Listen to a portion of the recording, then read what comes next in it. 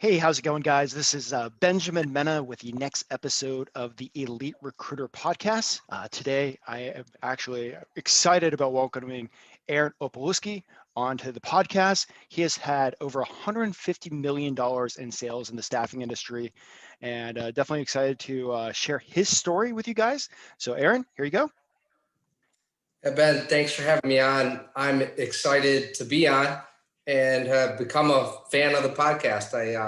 As we started talking on social, one of the things that I wanted to do, like when someone asked me to come on, is I want to learn a little bit about them. And like, well, let me go check out his episodes, and end up listening to all of them, and Thank you. have some stuff in common, and I really enjoyed it and thought you had some people on that had, said some really insightful stuff. So I'm a fan and, grateful that you're having me on today. So thank you. So, want to kind of like jump into your background, and if you want to go laugh, like I'm pretty sure we both started our recruiting careers at the same organization. Yeah, it looks like we both started at Aerotech. Yes. Okay. How'd you fall into recruiting? Was it like, hey, did you want to be a recruiter, or just did you end up like most people, just Yeah, rolling into it? you use the term fall in, and what a lot of people do within recruiting, right? It's not something that I didn't grow up knowing I wanted to be a recruiter. Frankly, I didn't know what the heck I wanted to do for a long period of time. And, I kind of got interested in like entrepreneurship and sales based businesses before I found out about recruiting. I had like a event rental company for a couple summers. Oh, that's awesome. That was kind of cool to do. It was hard work. So I was used to working a lot of hours.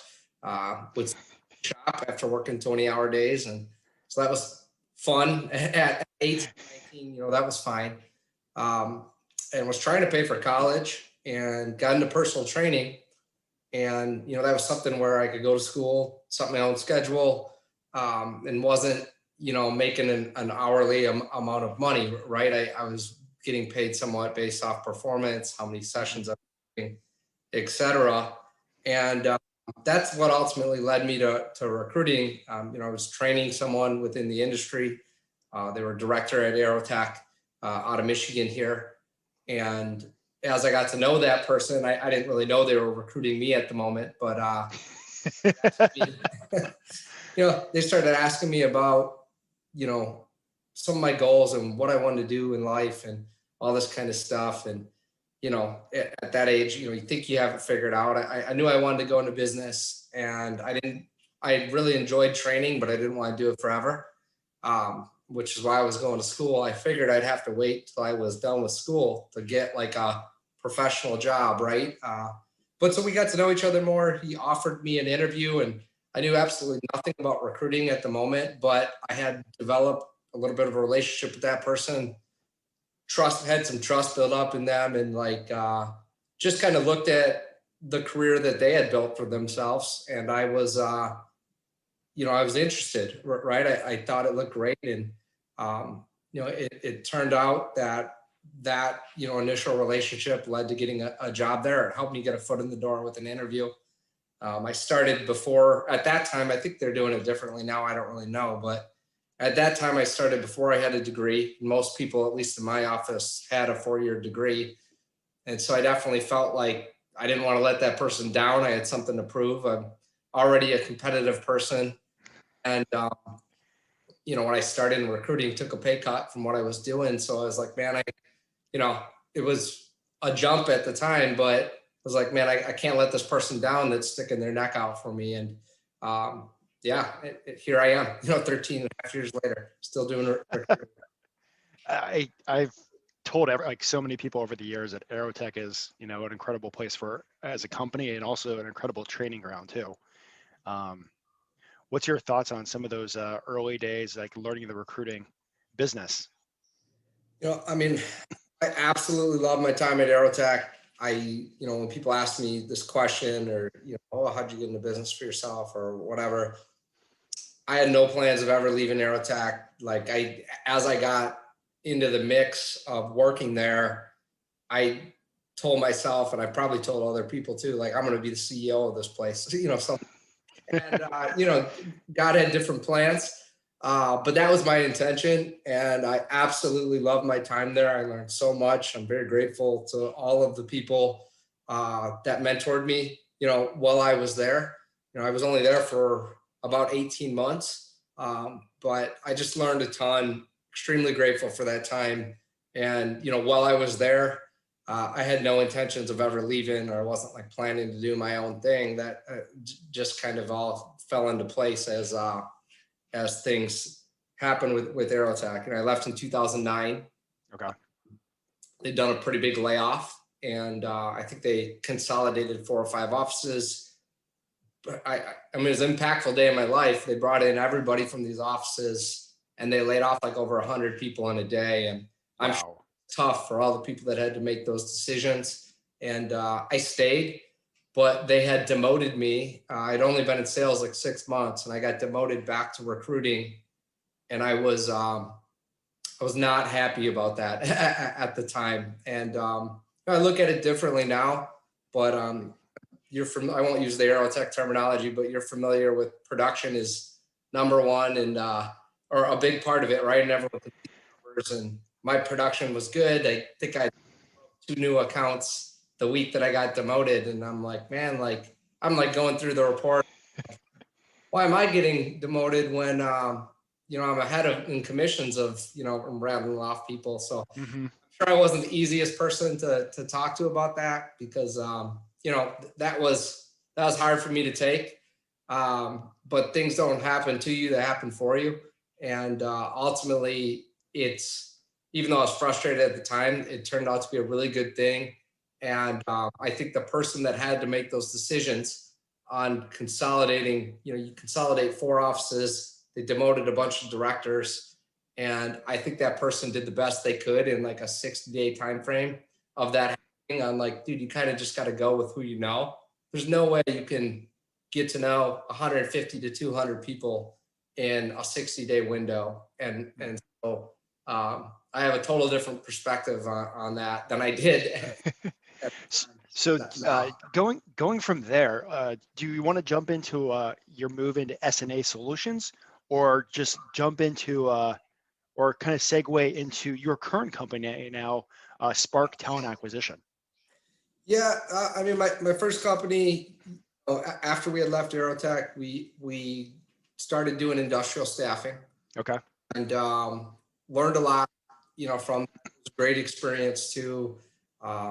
Learned that there's a big difference between working for a big firm and working for yourself. It's there's some benefits, but I think it took us 3-4 months to even get any business going. And it didn't help that we opened up in like May of 2009, when I was like gonna no one. say, like, that's like the toughest time. It was like the sky was falling every direction. Yeah, so that I'm grateful for that experience as well. Ultimately decided that I wanted to go out and start something different, which a lot of people probably thought I was crazy for, because that business was doing well. It's a good business. Like, they're very good at the niche of industrial staffing, and it was a good thing. But when you're 50-50 owners with someone and just want to do things different ways, it's good to have healthy dialogue and conflict and stuff like that. But when you have 2 50-50 partners that want to do things different ways, it's probably not going to work out. And it doesn't mean that each of those companies or people can't be successful or right. It's just you have different aspirations or way you want to do things. So we started Spark in 2013 with 5 of us, and it was interesting starting a business, because we didn't start with 0 people on our payroll or anything. We had a team of 5 compared to Okay. the company I had started. There was just the founders, and then we brought over some people, and within that, like, that were running on payroll each week. And so within that, there was new challenges, more overhead, right out of the gate. And the first quarter, like getting going, like it was the first time in staffing that I had ever like lost money outside of like our first 6 months when we started.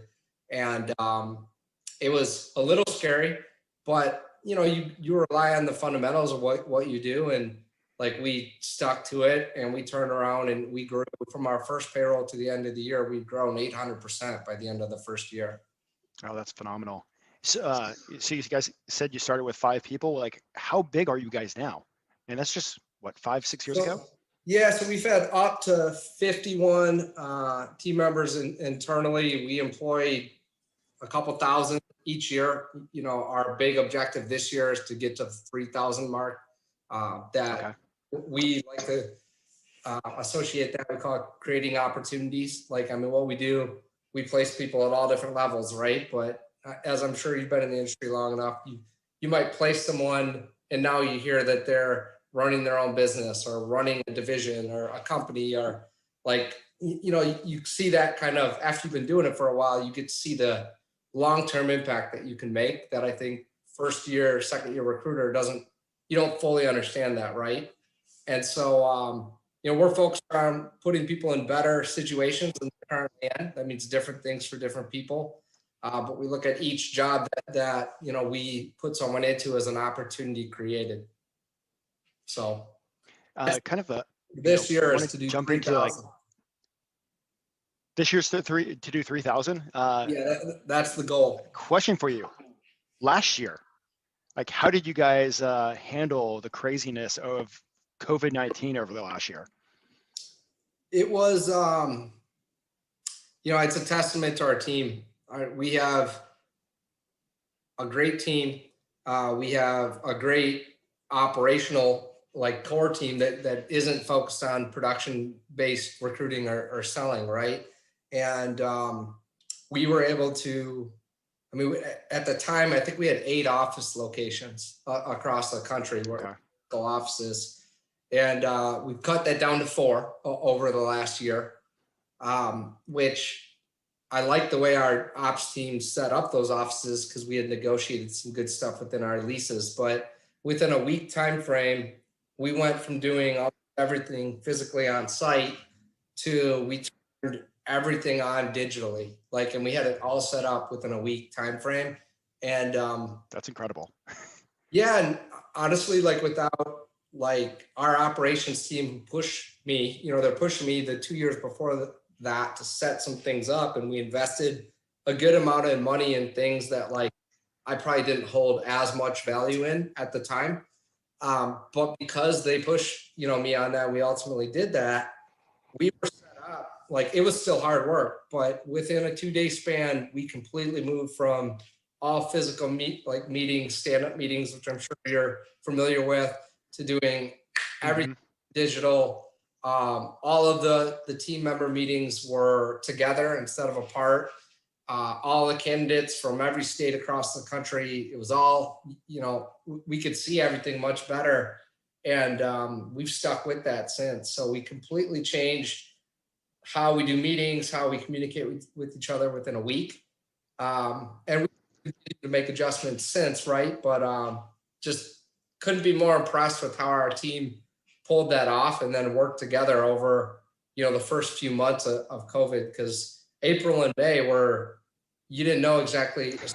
April, you didn't know what was going to happen, and you know, our team stuck with it. We didn't lay anybody off, which, you know, hit our bottom, you know, right out of the gate relatively quick, because a lot of people got laid off that were on site, you know, at clients, but we didn't lay off anyone internally. That's not a good mix when you put those two together. But you know, it's just a testament to our team hanging in and, you know, preparing for some of this stuff, and still to this day, like we're implementing, like I just got off our Zoom meeting this morning. We do that. We have some people that are in the office, some people that only work from home, some people that flex in, flex out. We have a mix going on across our offices, and yeah, that's just how we're approaching it. But it was tough, but a year later, you know, almost to the date, like operationally, we're set up better than we ever have been. And that's a testament to our team Not that there's things we're not working on. I'm a big proponent of like being around people. So it's an interesting time. I think that, if someone's not comfortable, like we're not pushing them back into the office or anything, but I also don't think you should not see anybody for a year, especially we're in a people business, right? So, Yep, yep. I mean, I think it's walking a line. I'm, one of our core values is tied to leading by example. And, so I'm in the office at least a couple days a week. I'm not going to ask people to come in and then not go in myself. But I think it's important to just interact with other humans. So, I think we'll continue to push that more into this year, especially if people feel they need to get a vaccine, cool. If they don't want to get one, also cool. Like, we want you to feel comfortable. Like, it's a free country. Like, let's get everyone comfortable. And hey, like we love remote work, but we'd also like you to interact with people. Yeah. A couple times a week or once a week. So I think that's where we're headed, is to go into some type of flex schedule. Probably very few scenarios where it's all remote, but it depends on the person. Okay. Hey, so want to kind of jump into something else now. So $150 million of sales, that's over your entire career in the staffing industry. What are some of the things that you think that you did different that set you up for that kind of success, whether it's daily habits or, some of the minor things that you do? Not being afraid to fail. In our industry, failure it's a huge part of the job. It's become a part of all my interviews, is talking about failure and trying to measure how much rejection someone can handle, because you get rejected a lot in recruiting. And so that starts at like a recruiting and sales level, but all the way up to how we run business units, the companies within our family of companies. Like, if you're not failing on stuff, you're not trying hard enough, and you need to have wins in there too. But we've just had a lot of things that we've tried that haven't worked. We've done a lot of things with good intentions, like through growth, that maybe we set some people up to fail at times. And I think the goal is to learn from that and then continue adapting and tweaking things to get better, right? So that's been a big part of our success, is not being so focused on never making a mistake, right? Or never doing something new. I think going up to 8 offices over it was probably like a 12-month period. I can't, it was about a year, maybe a little bit over 14 months, but we made a ton of mistakes within that. We've scaled that back and are utilizing technology more. But we picked up a lot of good things and a lot of good relationships across the country. And we have a better rhythm of how to kind of scale up these different areas than we did when we started. So a lot of that just came from like, okay, we did X, Y, and Z, and X, Y didn't work at all. Z worked. Oh, here's some other things that we're doing that we can pull into that and get this going. So that's my shortest answer I can give, is not being afraid to fail and not being focused on you get in a rhythm in recruiting and things are going well. It's easy to stop pushing yourself, and so you got to keep the pedal to the metal on that and understand as your team gets bigger that that's a real thing for everyone, and figure out the best way to do that without burning, people out, Okay. at the same time. So, and then in regards to daily habits, I'm a big proponent of that. I call them daily igniters. People call them different things, but I have 5 daily igniters that are tied to Spark Talent. That's our business that I'm the CEO of and responsible for day to day. So 5 daily igniters a day. And then I also add in 3 additional, what I call critical tasks. And I picked that up. I think it was Jay from your first podcast mentioned Priscilla, who's a mentor of mine. And I was listening to that, and it was good to hear him say that. I completely agree. Great guy to listen to. Been part of their entrepreneurial group, the Arte Syndicate, and someone that I consider like a direct mentor to me. But so picked that up from him. That's his thing, critical tasks. But so I have 5 daily igniters and then 3 critical tasks. My critical tasks are tied to, could be health, it could be one of our other businesses, it could be investments, or anything else. It could be something personal with my daughter or my wife. But so there's 8 things a day that I'm trying to accomplish. And then I always like to pray, read 10 pages of a book. I try and do cardio 5 days a week, and I work out 5 to 6 days a week. So those are my things. I'm pretty talented. I didn't start doing all that stuff. Like if someone's not doing any of that stuff, I wouldn't recommend, like, just start with something. If you don't read, listen to an audio book or something like that. I like to read, and I listen to podcasts too, but those are my things. Like, doesn't mean they're right or wrong for anybody else, but that's how I stay organized, and stay on task, right? And then if I don't complete them, I lost the day. Just that simple. I have to complete those in the day. So if I'm a new recruiter, submittals and energy, something I can control is going in, and you either do it or you don't, right? So, but I'll look at my days, and I better not have a bunch of L's in a row. I'm going to get one now and then because I put things that are tough and should be moving the needle. But the goal is to go achieve a win one day at a time and keep stacking those. So Rick, like maybe try to explain in 15 seconds or more, like the daily ignite, like what are those? Those are daily ignitions. I mean, they're all tied to moving the business to spark talent forward. So a big one for me that I'm implementing right now, because I still do some sales. I am more tied to bringing in certain types of sales for the company. Big thing that I'm passionate about is like retainers, engagement, executive search. And so, like, as we've got bigger, there's been times where there's so much stuff going on, and I don't reach out to clients. I don't do new business development or anything like that. And it's had to change. And it may just be helping one of our reps or other units. But for me, like, I always have, I call it 4, 4, and 4. So I make sure I make 4 phone calls a day, send out 4 texts, and then send 4 emails that are specifically tied to business development, asking for referrals, or giving referrals. So that's activity points a day. And like, hey, some days I'll do more, but it's easy for me, as someone, like, I can find stuff to do to put in there, but that's become something that I just re-implemented at the beginning of this year, because I'm trying to drive more sales out of our executive search, like retaining business section. It's the area we're trying to grow. And it's the easiest area. Like, if I can get that type of search, it's easy for us to get recruiting support to that, right? Like, it's already set up. You're not on a contingent order. You're working off a retainer. So.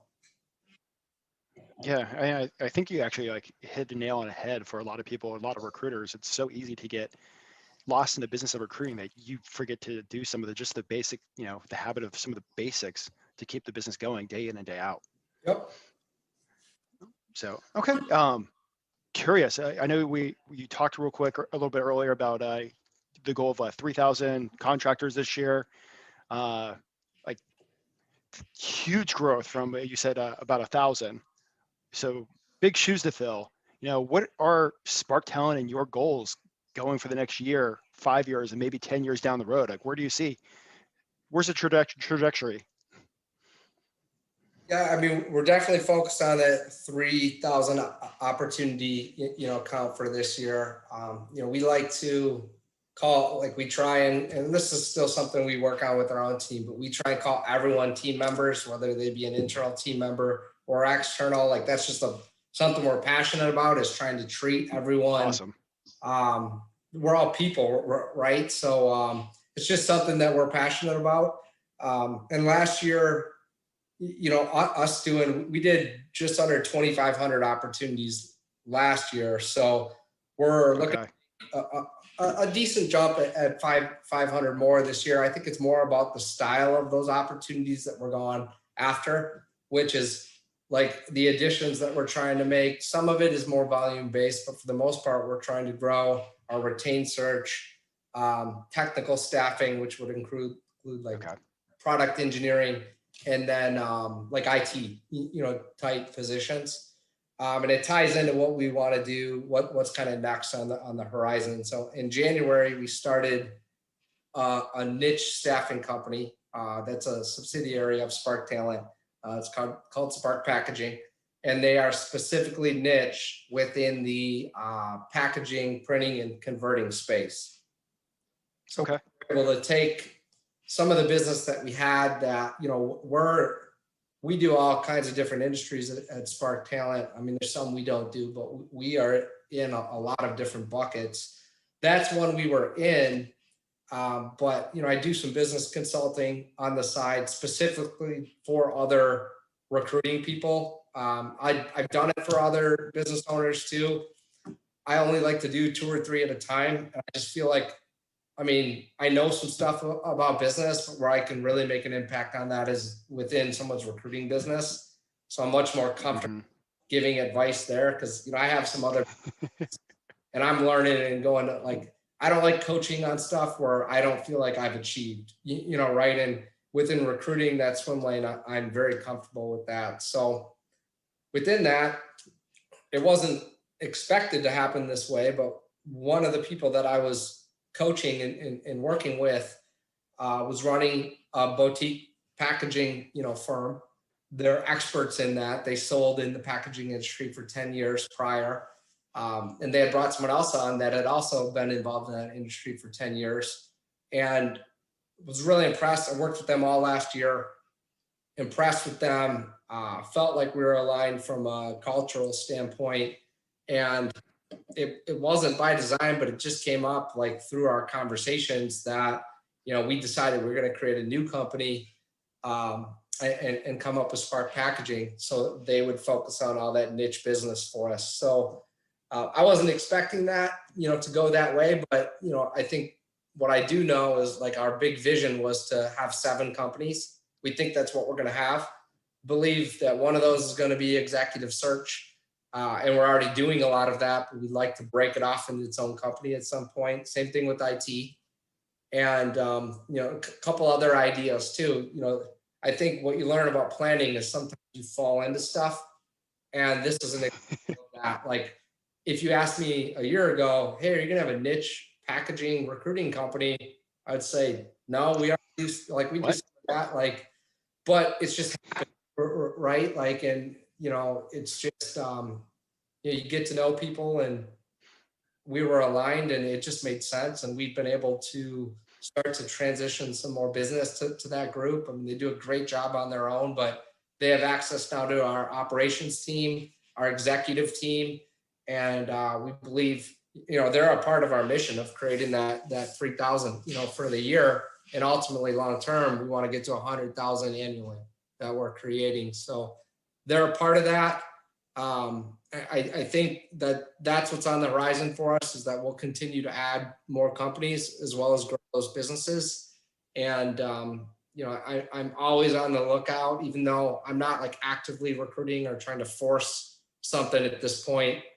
I think just through getting to know people, like we'll either develop the right people organically to run those other companies, or it'll be a situation like that where we get to know someone, we become aligned, and over a period of time, it just makes sense to partner up to get to that, end all be all mission of creating 100,000 opportunities a year. We're going to need a big talented team to do that.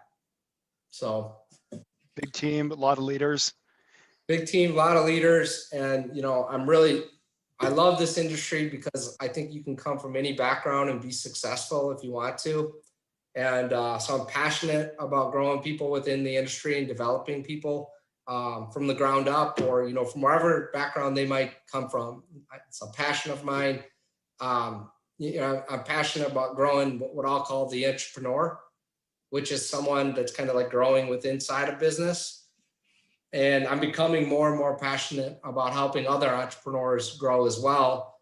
That's where I started doing some of that consulting, but like, we're looking at doing that within our family of companies, for sure. So it's been fun working with the CEO of that company over the last 3 months. I mean, we're still figuring stuff out. It's the first time we broke off that way, but I'm going to be passionate about continuing down that path where we bring on some other people to run these other companies, or create those people from within our system, and ultimately execute at what I think will be 7 companies. It could be more, it could be less. That's the way I see it. So, And just think back in 2009 when you were interviewing, or just when you got done interviewing Aerotech, you're like, I'm going to be that CEO one day. And now look at this.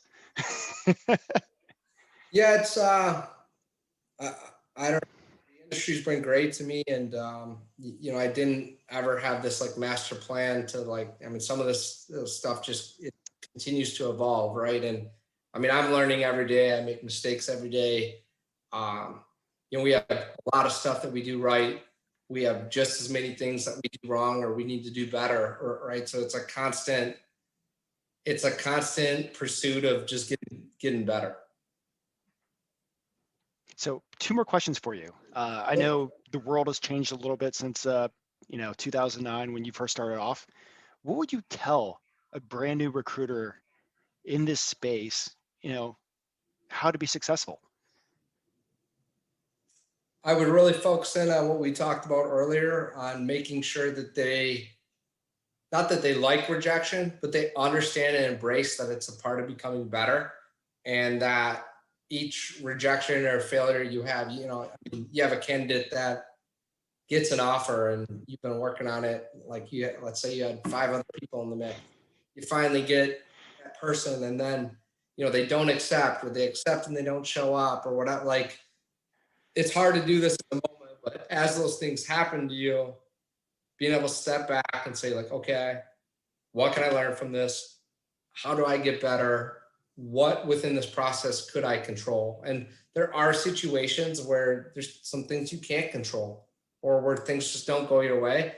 But for the most part, and it's hard to do in the thick of it, right? But whether it's with one candidate, a client, if you're running an office, responsible for a whole company, like being able to do that within recruiting is extremely important, because you can almost always find something that you can tweak and get better from. And if you continue to do that, even if you fail a lot, if you're doing that every time, that means you're getting better each time.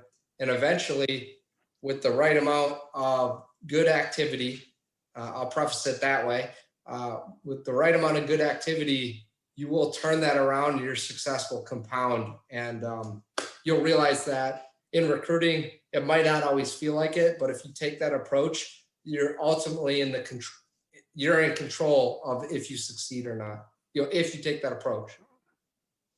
Awesome. And last question I like to ask everybody: what has been, I love going through books. I love reading Audible, all that stuff. What is one book that you've either read recently or read a while ago that's had the biggest impact on your career? There's a lot, and from listening to episodes, I knew you were going to ask this question. I'm like, man, what am I going to say with this? Like, there's a ton of books. I'm a big reader, but one that I continue to go back to, that I've read multiple times, that I'm probably highlighted almost the whole book. I have the app, so I can go to certain parts of the book. Is Principles by Ray Dalio. Okay. That's a great book. Enjoyed that book. It's a long book, right? So there's reading it again makes sense, but that book's been very impactful for me, and challenging in that, like it has. I started to already learn this, but that book really hammered it home for me that, like, look, I'm not always right. There's not one way to do things. There's not only one type of personality that can be successful. And that ultimately it's good to have different types of people on your team. It's good to have healthy conflict. And I just learned a lot from that book on that, and continue to learn from it. And whenever I'm, if I'm in a situation where I'm not sure what to do, that's one of the books that I'm going back and trying to figure out, like, what did I read here on this, and like gives me some perspective. So Okay.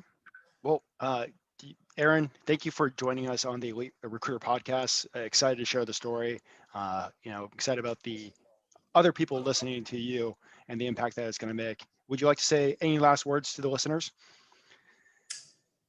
Uh, well, one, thank you again for having me on. I'll continue to listen to the show.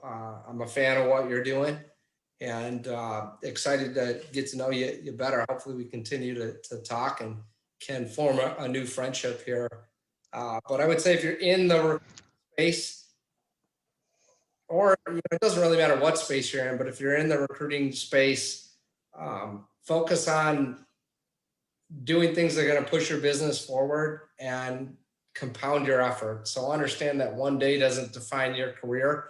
But if you stack good day after good day after good day, really good things are going to happen.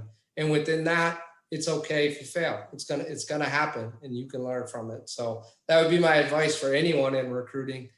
And you can kind of take that to any level of where you're at within a recruiter's career, or if you're working at a like if you're in any role within a recruiting company, that can apply in some way, shape, or form. So that's it.